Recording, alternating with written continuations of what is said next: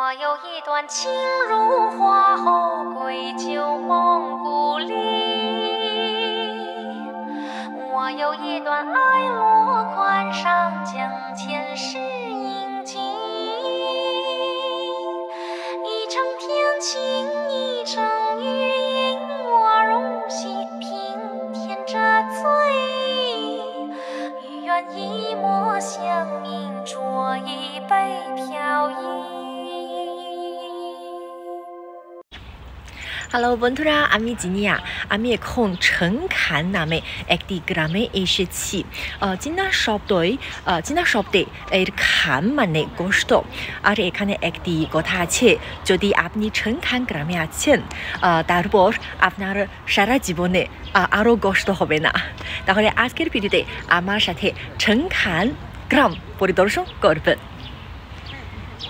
Anhui প্রদেশের হোয়াংশান অঞ্চলে অনেক সুন্দর গ্রাম রয়েছে, যার মধ্যে সিদি এবং হোংছন খুবই বিখ্যাত। তবে এবার আমি ছেংখান গ্রামে বেছে নিয়েছি, কারণ আমি হুই স্থাপত্য শৈলী ভালোভাবে উপভোগ করতে চাই, কিন্তু পর্যটকদের ভিড়ও এড়াতে যায়। ছেংখান যদিও অন্য দুটি গ্রামের মতো বিখ্যাত নয়, তবে এখানে অনেক কিছু দেখার মতো আছে। ছেংখান পর্যটন এলাকা এখনও তিং রাজবংশের সময়ের তিনটি রাস্তা এবং ৯৯টি গলি বিশিষ্ট প্রাচীন গ্রাম হিসেবে সংরক্ষিত আছে। এছাড়া এখানে থাং, সোং, yuan, মিং এবং চিং রাজবংশের ১৮০টিরও বেশি প্রাচীন স্থাপত্য এবং প্রত্নস্থল রয়েছে। প্রাচীন স্থাপত্য প্রেমীদের জন্য এটি আদর্শ গন্তব্য। বন্ধুরা, আপনারা দেখতে পাচ্ছেন এই স্থাপত্য বৈশিষ্ট্যময়, এবং এটি হচ্ছে যে হুই শৈলীর স্থাপত্য, হুই পাই জেন্দ্রু।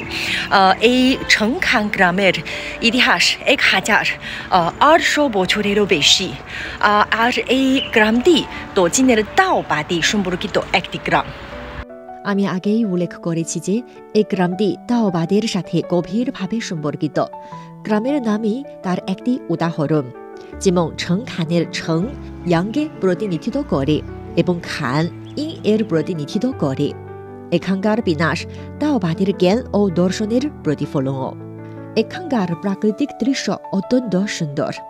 এটি শুধুমাত্র একটি পর্যটন স্থান নয়, গ্রামের মধ্যে এবং চারপাশে অনেক বাসিন্দা বসবাস করে।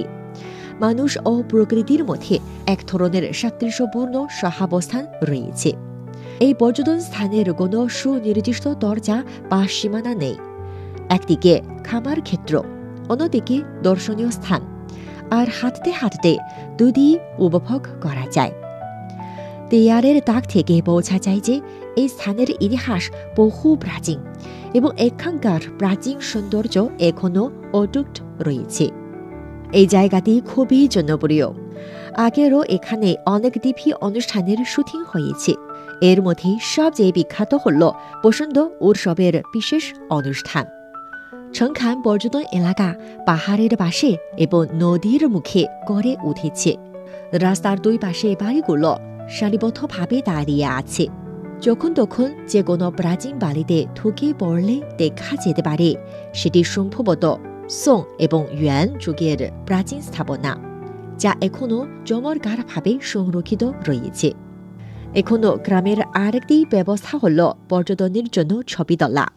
অনেক সুন্দরী তরুণী প্রাচীন পোশাক পরে প্রাচীন বাড়িগুলোর মধ্যে ছবি তোলেন, যা দেখতে সত্যি অত্যন্ত মনোমুগ্ধকর। বন্ধুরা, আমি এখন এই গ্রামের কেন্দ্রস্থলে আছি, এবং যখন ছুটির সময় এখানে তো রাতে পারফরমেন্স আছে, অবশ্যই সাংস্কৃতিক পারফরমেন্স। হাঁটতে হাঁটতে দেখলাম নদীর উপর একটি বাঁশের ভেলায় প্রাচীন পোশাক পরা এক সুন্দরী তরুণী বসে ছবি তুলছে। পাশের ভেড়ার সামনে ছোট্ট ছোট হাঁসও রয়েছে। নদীর চারপাশে ঘেরা এই এলাকাটি ছেংখান পর্যটন এলাকার কেন্দ্রবিন্দু। এখানে অনেক দোকানপাট রয়েছে, দুধ চায়ের দোকান, খাবারের দোকান ইত্যাদি। ভিডিওতে দেখা যাচ্ছে এখানে নানা আকারের ও রঙের মাছের বাটি রয়েছে। ঠিকই ধরেছেন, এখনো দিনে এই বাটিগুলোর বিশেষত বোঝা যায় না, কিন্তু রাতে বড় মাছের বেদের মধ্যে খেন্ডি জ্বালিয়ে দিলে এগুলো মাছের বাটিতে পরিণত হয়েছে। এটি একটি খুবই বিখ্যাত ও বৈষয়িক সাংস্কৃতিক ঐতিহ্য। এখন আমি আপনাদেরকে মাছের বাড়ির ইতিহাস শোনাচ্ছি। চলুন গ্রামের সৌন্দর্য উপভোগ করতে করতে গর্ব শুনুন। গ্রামটিতে প্রায়শই আগুন লাগত। পরে গ্রামের মানুষ ফংশুই বিশেষজ্ঞ ডেকে আনলেন। বিশেষজ্ঞ বিশ্লেষণ করে জানালেন, পাশের টুকরো আর দোড়ার কাগজ দিয়ে মাছের আকারের বাতি তৈরি করা যায়। প্রতি বছর লন্ঠন ফেস্টিভ্যালে এই মাছের বাতিগুলো নদীর মাছে তাড়াতাড়ি প্যারেড করে ঈশ্বর মাছের আশীর্বাদ লাভ করা যায়। এরপর থেকেই এই রীতি গ্রামবাসীদের মধ্যে প্রচলিত হয়। তারপর থেকে অগ্নিকাণ্ড প্রায় বন্ধ হয়ে যায়। বন্ধুরা, গর্বটি মজার না?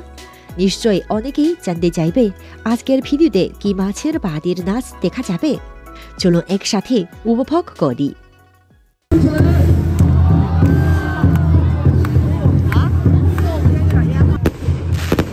আপনারা দেখছেন মাছের বাড়ির পাশাপাশি এখানে আতশবাজিও আছে। এর অর্থ হল মশাল জ্বালিয়ে শব্দ করে অশুভ শক্তিকে দাঁড়িয়ে দেওয়া।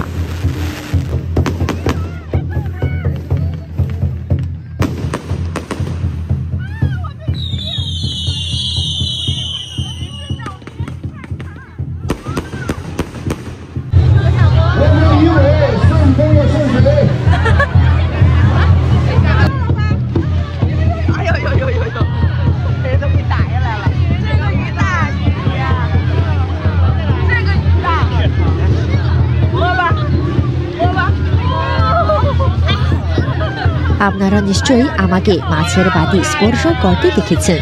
ঠিকই ধরেছেন।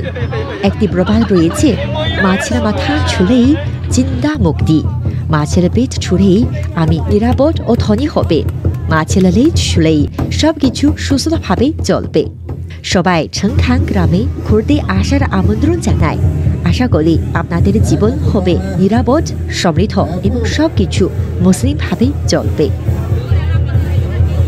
咱们现在跟前的是第3个板块。